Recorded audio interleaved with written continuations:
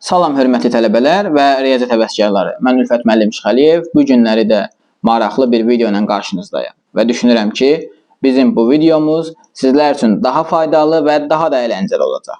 Əyləncəli olmasına sizi indidən əmin edə bilərəm. Qeyd etmək istərdim ki, fəaliyyətimiz boyu bizlər çalışmışıq sizlər üçün bir çox mövzuların izahlarını və sualların izahlarını verməklə faydalı olaq. Və artıq düşünürəm ki, indi sizlər üçün daha da əyləncəli və maraqlı bir videolarda çəkib paylaşmağım vaxtıdır və o səbəbdən mən sizlər üçün bu günləri riyaziyyatın əyləncəli hissələrindən bir mövzunu paylaşacağam. Və düşünürəm ki, sizlər bunu öyrənməklə riyaziyyatı daha da çox sevəcəksiniz və riyaziyyata daha da çox bağlanıb riyazi misalları, riyazi məsələləri daha da böyük zövqlə həll etməyə çalışacaqsınız.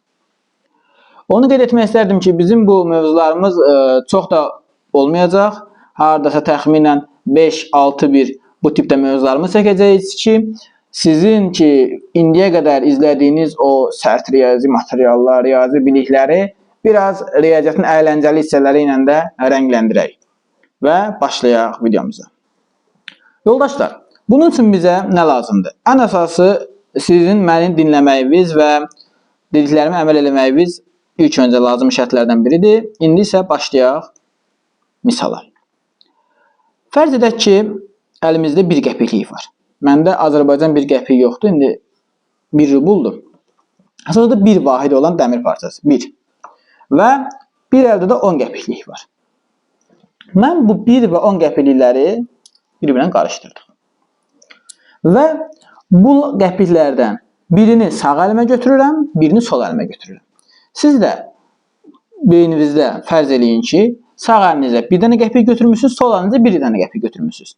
Onların ölçü vahidinin dəyərini mən bilmirəm. Ola bilər sağ əlində 1 qəpik olsun, sol əlində 10 qəpik. Və yaxud ola bilər əksinə. Sağda 10 qəpik olsun, solda 1 qəpik olsun. Onu mən bilmirəm. Sən özün üçün qeyd elə dəftərində, vərəqində qeyd elə.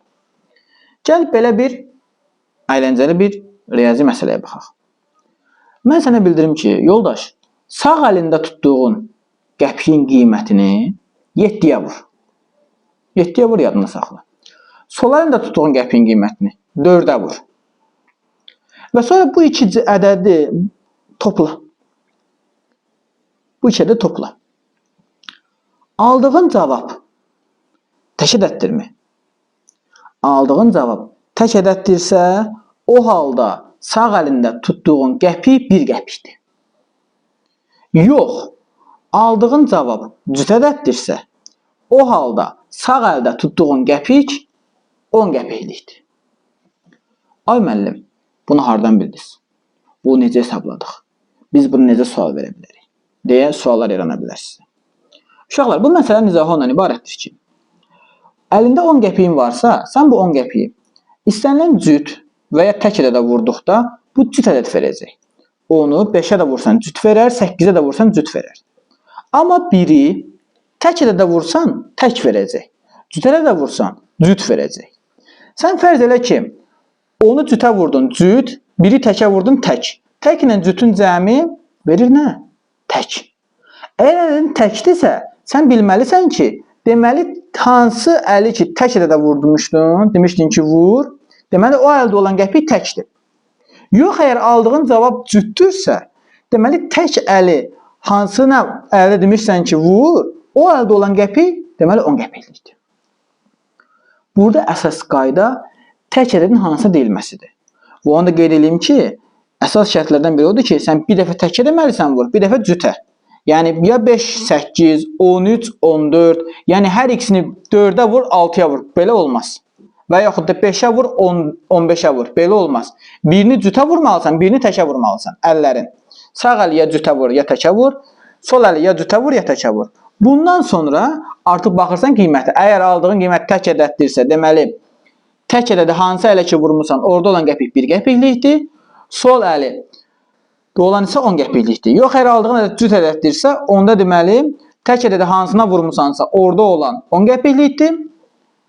Cütü hansına vurmusansa, orada olan isə 1 qəpiklik ədəd hesab olunacaq. Düşünürəm ki, bu video sizlər üçün maraqlı oldu və riyaziyyatın təkcə sıxıcı olduğu qənaətindən biraz da ayrıldınız.